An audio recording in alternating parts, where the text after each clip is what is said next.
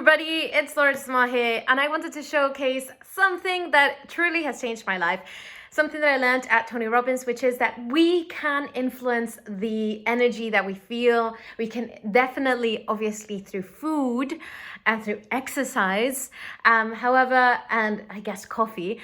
But one thing that is for sure is that in acting, we are going through different emotions, right? We are jumping in, we are living truthfully under imaginary circumstances. We get the pleasure of living as different human beings on this earth multiple times. And sometimes in drama school, multiple times in a day. So something that really helped me was to understand that my emotions were really under my management as it is.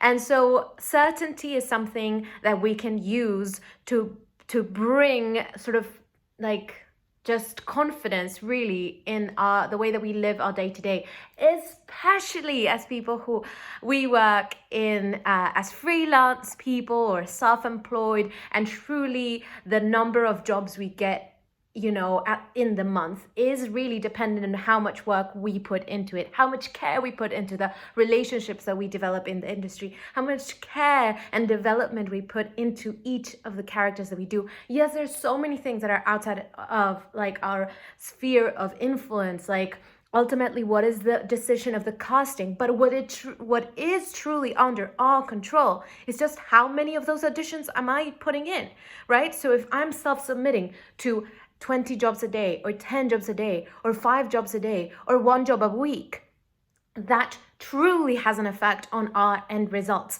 And let's look at it from a very detached perspective. Yes, one would dream that just one applies once, not even, let's just say we're walking down the street and then the casting director walks in and he's like, oh my God, or she's like, oh my God, or they're like, oh my God, you're perfect, you're exactly what we are looking for, jump with us in this magical adventure of stardom. And you're like, what is that? What? Me? I never thought about it. And then boom, we're like celebrities for the rest of our lives. That is amazing, and props to you. And I'm so happy if that's what you want and that you got what you wanted. I think for a lot of us, it really is a numbers game at the beginning and a test of resilience. I love this word that it's a marathon, not a sprint. What does this mean? It means that it really is a sport of endurance. And that is exactly the reason why the psychology, the actor psychology, is way more important than all the tips, tricks, and lessons and exercises that we may learn at drama school. Like I did drama school for 3 years here in London. I took some classes at UCLA. I've done some classes back home in Peru. So yes, I have tons of tools in my toolbox to be a really, really good actor. And I try really fucking hard to be the best actor I can be in every single time. However, in between the times that I'm acting and that I'm 100% focused on the character I'm developing, there are moments that is sort of like a feast of thoughts, right? Moments when we're like, oh, am I really a failure? Oh, I won't amount to anything. Or like, why is nothing happening? Or will nothing ever happen? And that is unhelpful, because even if we think, I used to think, wow, I'm so smart. Obviously, thoughts have no effect whatsoever in my being, in my life, because thoughts are abstract. My body is physical. However, if we continuously have negative thoughts, that truly affects our immune system, and that makes us feel like crap. That lowers our energy. And so, of course, it's going to take a Herculean amount of effort to apply to 1 job per month or per year if we are riddled with self-doubt. So it truly is our duty. We see it as God has given us this gift of being communicators, of being actors, performers, storytellers, and it is our gift to bring to the world. And if we're hacking at us, if we are hammering at our well-being, at our soul, at our heart, at our mind, even at our bodies, then it just we're doing ourselves a disservice, but not just ourselves, but the world, because then we're not showing up in the best of our abilities, and we're not telling all the stories that need to be told, and really tapping into that special moment. I don't know if you feel this way, but I believe that we get through a moment of divinity or a moment of the divine inspiration when we're acting, which I think can be found in all sorts of arts. We're there and it just flows. We're there, we're truly present, and nothing else exists. And we feel this energy just take over and take the performance into just above human. And you realize that it isn't just you, it's you plus something, the creator, magic, like energy.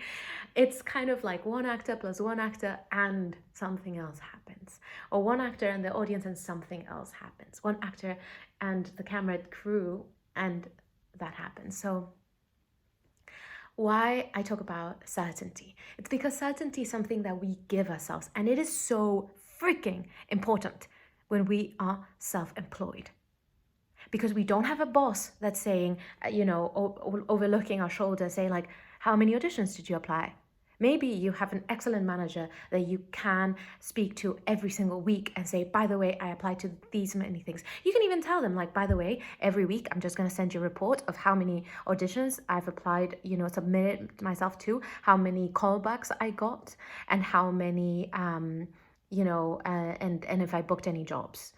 So you can do that as a manner of being accountable. So that's what I've done with my agent. I sent her a recap of the last 3 months, a beautiful layout saying, these many jobs I applied to, these many callbacks, these many jobs booked, these many auditions as well. That's another number.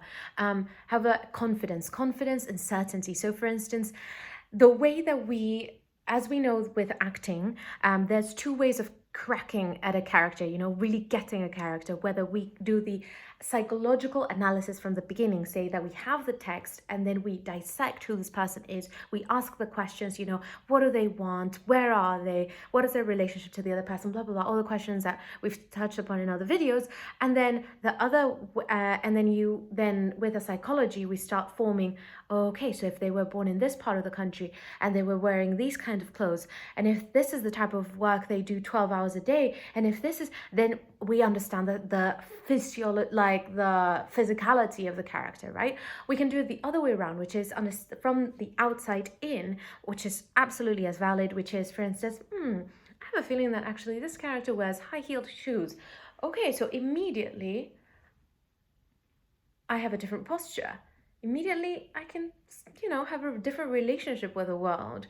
I think this character uses a wig. Okay, great. How does this affect it? So we crack from the outside and then understand sort of the psychology from the outside in, from the inside out. So certainty. One of the ways is really we can just close our eyes and remember the last time we were incredibly certain. What was the last time we were incredibly certain? There we go. I have one moment in my mind. It can be a moment of childhood, or when we're a teenager, last week, yesterday, this morning, or one of the earliest memories we have. We're incredibly certain, we're incredibly confident, we're there to have fun and to deliver, and we know it's going to be a good experience. And what is the physicality there? And we just fully immerse ourselves into that feeling. We get it into our bodies, and then we can choose an action and a sound. So for instance, it could be something like, it could be something like, yeah. It could be something like, whew. It's something that we are going to repeat and again and again and again and again. So, okay, so we remember, how are we? Okay, is it something that I should be standing up? Because I remember in this moment, I was standing up. So we can do that. Perfect. So I remember I was standing up and I closed my eyes, and then, okay, so I remember I was confident. I remember the moment. I remember how excited I am. And again,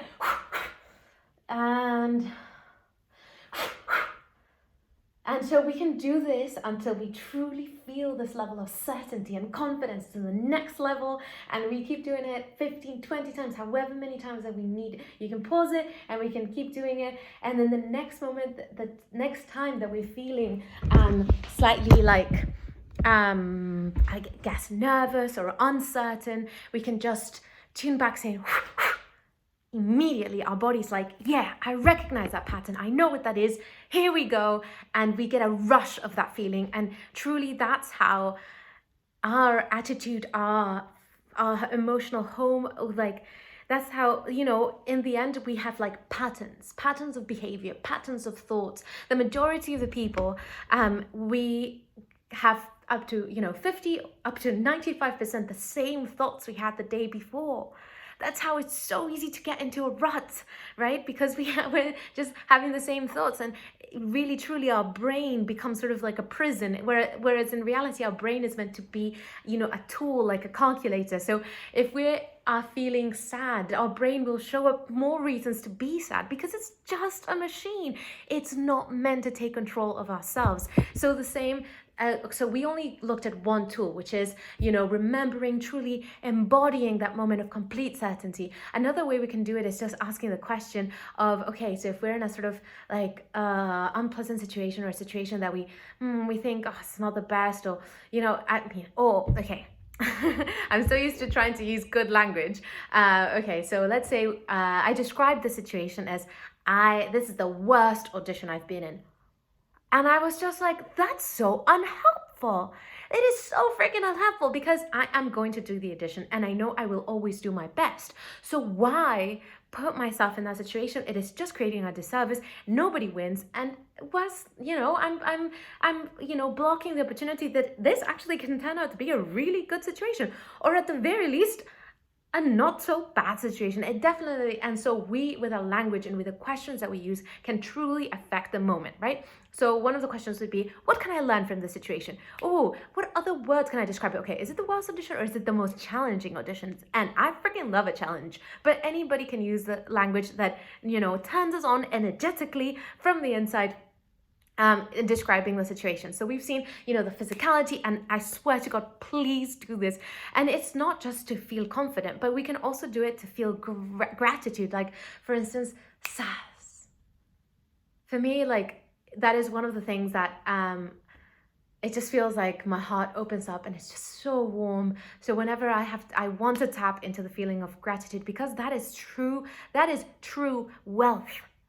Being grateful. We have so many things to be grateful each and every single second of our lives. And whether we keep getting more money, or whatever it is that we want to measure success in our lives, it is, it's not that we push it out by being grateful, saying, no, I have enough, I'm already grateful. It's more like, I'm grateful, and therefore I'm, you're tuning into abundance, but you're more a happier person, which ultimately means you're also like a healthier person as well. So anyway, wanting to bring certainty and I guess focus as well into our careers. Another thing that we can do is we can hug ourselves.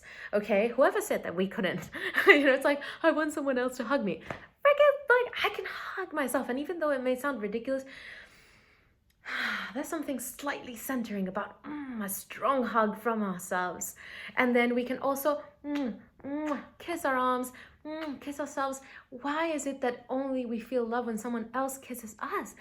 We have this immense power to love, and it is not conditional on someone else saying I love you. It is conditional on like how we set up ourselves to feel love, right? I could say that I only feel love if someone hands me a bouquet of roses every single day. Or I could say I feel love every time I see the sky.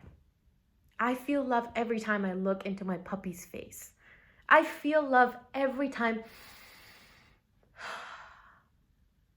I take a deep breath and feel the present moment.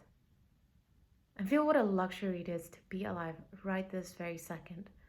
When 100 billion people have been human and are now dead, and we're only 7-something billion on this planet, or more. Apologies, I don't have the exact number, but we can choose when to love. And I know it is our duty to make our life easier.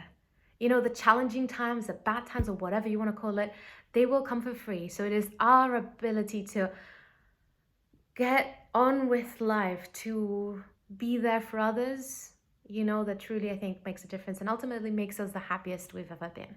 really, when we're able to be there for others, that's where the magic is. So that's how we bring certainty, whether it's hugging, the kiss, whether it's the questions or the language that we use and or the language that we use to describe a situation, whether it's that we have a physical anchor, so it's like a sound and a movement. So right, that's one thing, or sass or something like that. And it doesn't have to just trigger a feeling of confidence. It literally can trigger any feeling that we want to. We're I guess prepping ourselves, priming us, not priming, training really ourselves to change. And I mean, that's what commercials do. We turn on the TV, or in this case, our phone with the many, adverts, and one's like, oh, like before I had X product, my life was sad, and then I now have this product and everything's amazing. And, and so we're being primed to need this product. You see, we're being manipulated by something external, like the advertisings, the advertisement. So why not prep ourselves mentally to lead a better life? And why it is so important that we freaking need this, it's because it's hard.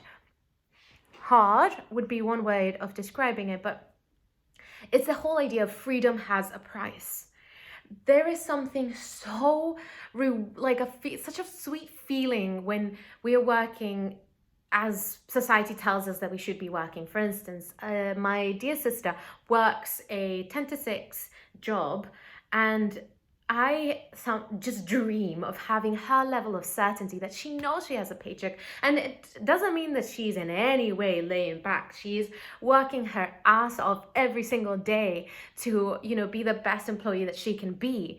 And I love that. And we don't really have that. We don't have a boss that's overlooking our work and saying, oh, how many auditions have we done? How many hours have you used to prep? Or, so it really is up to us to have an accountability system. So for instance, I have my Excel spreadsheet, okay? That's me creating a level of certainty, okay? Because we can think to ourselves, oh, I really worked really hard this month, but did you, right? Really? How many auditions? And was it like one day that we applied to 30 jobs and then the next 3 days we applied to nothing? So wouldn't it be better to then apply just those 4 days, 30 divided by 4, let's say like 7.5, like 6 one day, 8 another day, but at least it's more consistent and we're not overkilling one day and then not doing anything the other days regarding our career. Then we all fashion our career according to what we think best, and we're all picking up ideas from other actors. This is just my way of saying there's a way to not go into depression thinking I'm not going as fast as my other friends are going, or my income is different to someone that has a specific 9 to 5. Okay, if that's what's happening, what are the tools? What can we do? What are the actions that we can do to ensure that we are, happy with the life that we're building? However, truly the energy of certainty and the energy of gratitude, those emotions, they really, we must make them our best friends, because you ultimately, like, for instance, there's been so many times where I arrive on set and I'm so happy and I'm literally just, beaming and happy to be there, happy to help. It's important that we keep that energy, and that we are able to have that every single day in our jobs. And I know that not every day can be the same, but we do have more effect over emotions that we might not really have considered before. So I recommend watching the Tony Robbins videos, going to some of his events, reading out The Miracle Morning and trying it out. If we have some sort of trauma, it's best to just deal with it, face it, as in like with a professional or with medicine, whatever, because ultimately we're our own, I guess we're our own bottleneck, right? They always say that the bottleneck of a company is its CEO. In our case, we are each of us, we're our own company. So we're the only ones that are in the way of us achieving our dreams. And the next video that I'm going to be doing is really defining what those dreams are. For now, the point was to focus on certainty and achieving that feeling of certainty every day if possible. Ultimately, we're not here in this planet for a really, really long time. So we, owe it to, that's not even owing it, but wouldn't it just be nice to have a good emotional home where we're feeling sort of happy and grateful at least a little bit every day? And the more we do it, the easier it will be to get there. It's like at the beginning, it is so freaking hard, or we can't even believe that one day we will have those happy feelings, or that we will have happy feelings most of the time. But the funny thing is that if you're just focused on doing the actions every single day, before you know it, our life has completely changed. Complete. And and at the beginning, it seemed impossible. It's ultimately the hard work, but it's more like the committed work every single day that has a huge effect, rather than, overworking ourselves to make these huge shifts in our life. Just overnight. It's hard. It's hard. And sometimes, like, for instance, I don't know if you're like this, but I get beyond excited and we're like, okay, I'm going to read 50 books. Okay, great, that's phenomenal. But like, let's just try and read one book and finish it through. Let's get to the other one. Ultimately, we are all unique individuals, so I always found that I could read a lot of books at the same time. And people were like, oh my god, that's terrible. And the way I was doing it was that I really wasn't finishing a lot of them. I would just like start and then pick up another one. So now I have a max of 4 that I'm reading at the same time. So that means that we are getting to know the way we work. Have patience. It's important to love ourselves. We're all in our different journey, battling our own stuff. And ultimately, the psychology that we have as artists is incredibly important. There are some artists, I've talked with some, and I actually had these thoughts, I think, when I was growing up and a teenager. I was like, wow, poems, and songs and stuff, like sometimes the most powerful ones are the saddest ones. So does that mean that to create good art, I need to be really sad all the time? No. And this is what happened. It doesn't negate that sad art is beautiful, because many times it really is. However,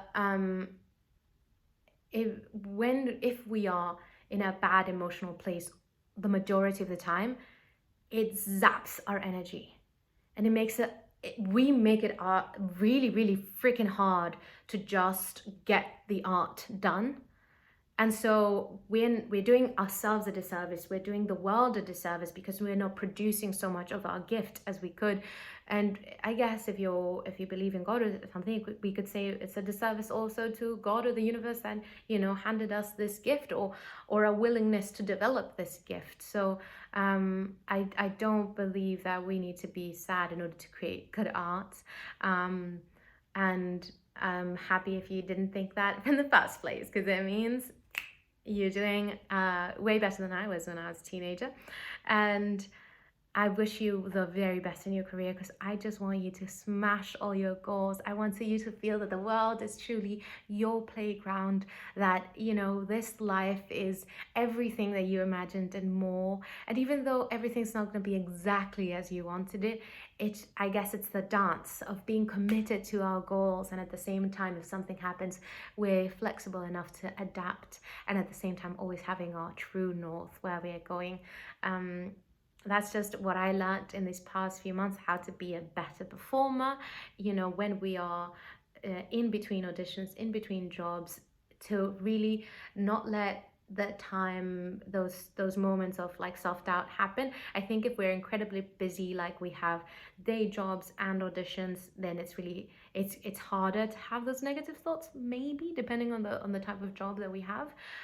Either way, we have to stand guard at the entrance of those thoughts. And I remember saying just now that 50 to 95% of the thoughts we have are recurring thoughts from the day before. And so that's how it can feel like it's not that easy to break through.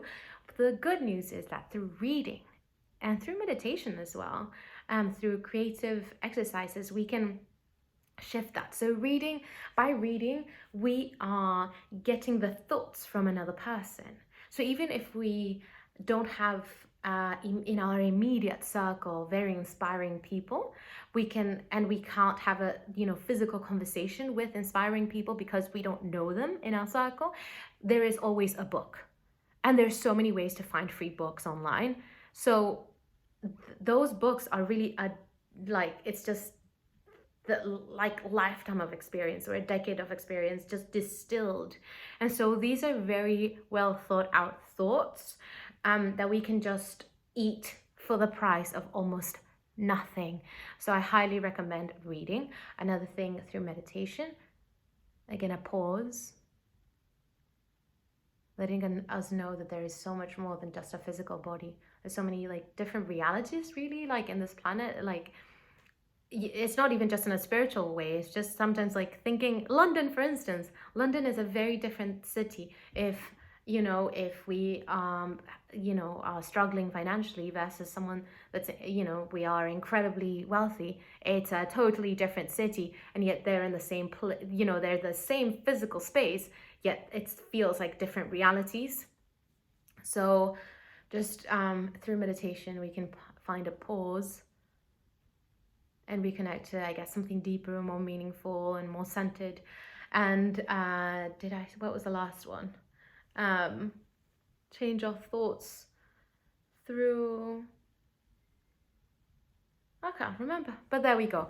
The point was certainty, that we bring in the certainty and we can have an effect on how we feel, and that actually putting ourselves in a grateful position at the beginning of the day, or reconnecting, okay, if I put an alarm every hour, or just a little post-it nearby saying what's the emotional state right now? What can I do to shift it? Play some music, dance about, call my loved one. It is our responsibility to do those things that make us happy. Do we love to brush our teeth every, however many hours you brush your teeth, however frequently? My guess is that we're not oh my God, I get to brush my teeth. I dated one person that was pretty happy brushing their teeth. But I guess maybe the majority of us, we're just no, it's something that I just do, where we just don't question it. We just brush our teeth because we know that it's part of a routine that is helpful. We take a shower, we wash our clothes, we clean our house. These are the things that we know we do. We might not be thrilled and can't wait to wash my clothes. And at the same time, it's the same thing with mental health. Okay, I don't feel like going out for a walk, but I know it's good for me. I don't feel like calling my loved ones, and yet it's because precisely I don't feel like it that I must. I don't feel like blasting music and dancing, precisely why one must do that. I don't feel like reading self-help or whatever it is that truly has a positive effect in our lives with it. It's what we must do. So that is my key. It is a freaking key to acting. Trust. The best work that I've done, or I've been booked so much when I've been on top of my emotional game, because it means that I'm being consistent with the amount of jobs. Because we can be miserable and still be really successful in the amount of jobs that we're applying to, but then is that quality of life? Yay, we're busy, but yes, we're achieving all the goals that we wanted to, but if we don't truly take a look at our own emotional well-being, then we're going to end up with everything that we wanted to, but with no satisfaction. Anyway, whatever that is. And it's because we haven't been taught how to do that. Success is a science, fulfillment is an art, meaning that what fulfills me is not what fulfills you. What fulfills you is probably not what fulfills this other person that might be here. It is through our lifetime experience with our own selves that we get to discern what truly is our fulfillment all about. Is it volunteering? Is it hiking? Is it traveling? Is it cooking? What is it? What truly makes our heart sing? And so we can be successful, we can be really determined, make all the submissions, do all the auditions, and get our goals. And also, let's take care of our emotional space. And sometimes, if we don't take, if sometimes some of us, our emotions got the best of us, and so we didn't deliver to the point that we knew that we had it in ourselves to. So that's when it is, again, even like so crucial either way to take care of our emotions and our fulfillment. And the next video that we're going to do, which is centering our lives so that we don't feel that our life is living us in a way, that we are living our lives, meaning that we get to define what success is for us, especially in the sphere of acting, to your success. Love you.